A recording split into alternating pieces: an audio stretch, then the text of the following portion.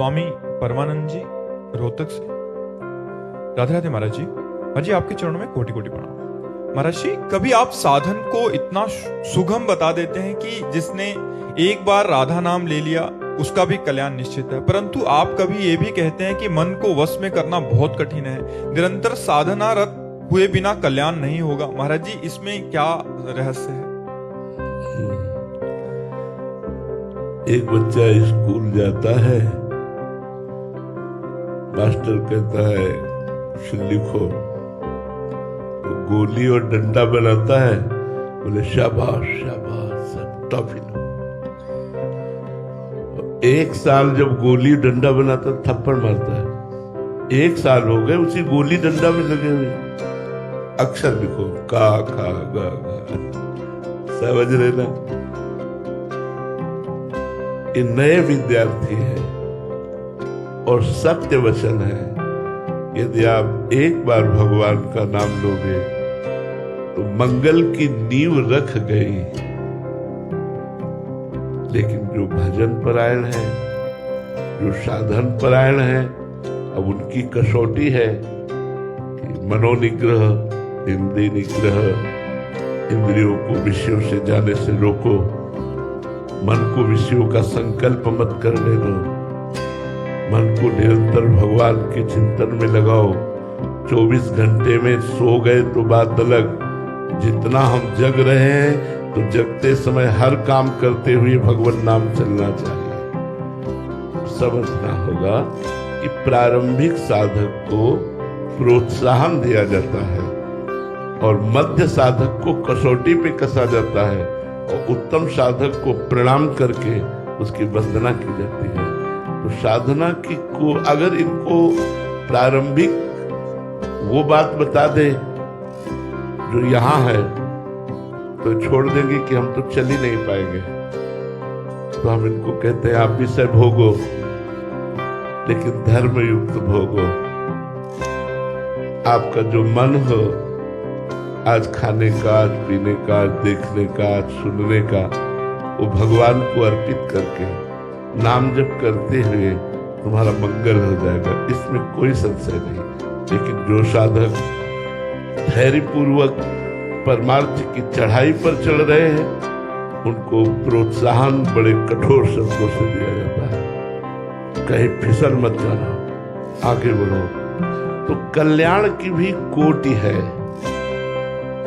इसलिए जैसे मोक्ष के भी सायुज्य, सामीप्य, सारूप्य, सारिष्ट, एकत्वादि है, ऐसे कल्याण की भी कोटि है। कल्याण तो जीवन भर वैश्यागमन के अंत में नारायण बोला तो उसका अजामिल कभी हो गया, लेकिन प्रेम भगवान से करना, भगवान को आत्मसमर्पण करके उनकी दिव्य लीला में प्रवेश होना, या ब्रह्मबोध संपन्न होकर अपने स्वरूप में मगन रहना, ये सब चढ़ाई की बातें हैं।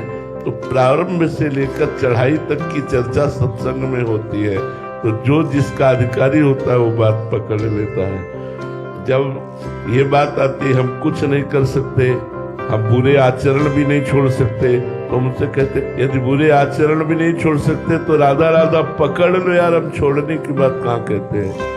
तो बीच में राधा राधा डाल लो, और राधा राधा पकड़ लोगे, राम राम पकड़ लोगे, तो नाम एक दिन तुम्हें संत बना देगा, नाम एक दिन तुम्हें भगवान का भक्त बना देगा, नाम एक दिन तुम्हारी सारी दुर्वासनाएं नष्ट कर देगा। इसलिए ऐसे वचन कहे जाते हैं कि जो जिस कोटि का अधिकारी होता है उसको उस कोटि से समझाया जाता है। नितिन जी दिल्ली से। राधे राधे महाराज जी। महाराज जी आपके चरणों में दंडवत प्रणाम। महाराज जी मैं आत्म भाव और साक्षी भाव में रहने का प्रयास तो करता हूँ, किंतु इसमें स्थित नहीं रह पा रहा हूँ, बहुत कठिनाई आती है महाराज जी, मुझे जड़ भरत जी जैसी स्थिति चाहिए। हाँ प्रणाम है बच्चा, बहुत अच्छी बात, बहुत अच्छी बात। महापुरुषों को लक्ष्य करके चलना ही चाहिए। बड़े पुण्य है तुम्हारे अनेक जन्मों के जो तुम इतने बड़े महापुरुष की जैसी स्थिति चाहते हो, पर इसके लिए बच्चा भजन करना पड़ेगा। जड़ भरत जी तब बने, पहले भरत जी के जीवन चरित्र को देखिए कि उन्होंने भगवान के लिए अपनी रानियों को, अपने पुत्र को, चक्रवर्ती सम्राट पद को त्याग कर गंडकी नदी के किनारे बड़ा कष्ट सहते हुए भगवान का नाम जप करते थे, भगवान के भजन में रहते थे। एक दिन कोई हिरनी प्यासी आई और वो पानी पी रही थी, गर्भवती भी थी। पीछे से सिंह की दहाड़ आई, वो भयभीत हिरनी छलांग मारी तो उसके योनि द्वार से उसका गर्भ स्रवित होकर के जल में गिर गया। अब दयालु भरत जी उस समय गंडकी नदी में खड़े जप कर रहे थे।